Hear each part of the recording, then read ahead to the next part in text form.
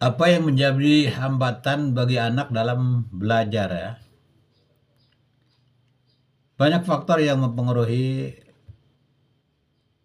uh, anak tidak berhasil dalam meraih prestasi belajar.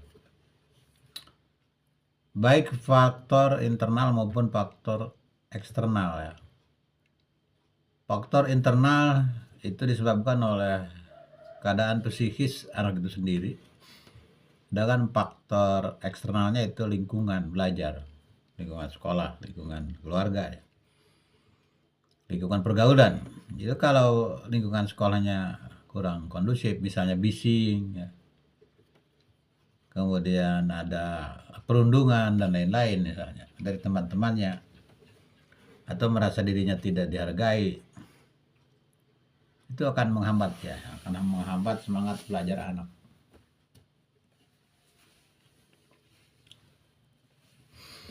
Nah, terus bagaimana upaya untuk meningkatkan semangat belajar anak itu? Ya, kita perlakukan anak sebagai manusia.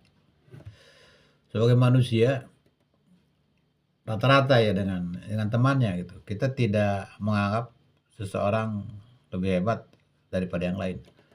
Karena ketika kita menganggap seseorang lebih hebat dari yang lain, berarti ada orang lain yang dimarginalkan, ada orang lain yang direndahkan.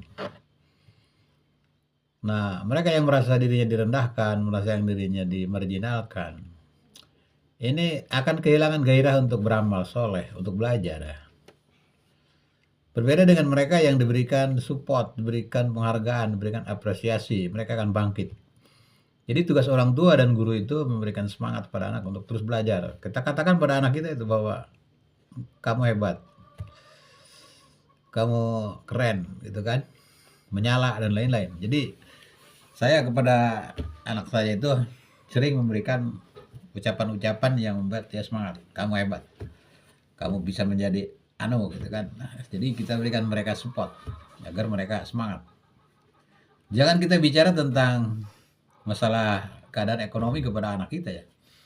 Kalau kita menceritakan misalnya kita tidak punya duit, kita tidak punya uang, ya dia akan lesu. Saya punya pengalaman di awal-awal punya anak ya, hanya anak saya yang pertama itu,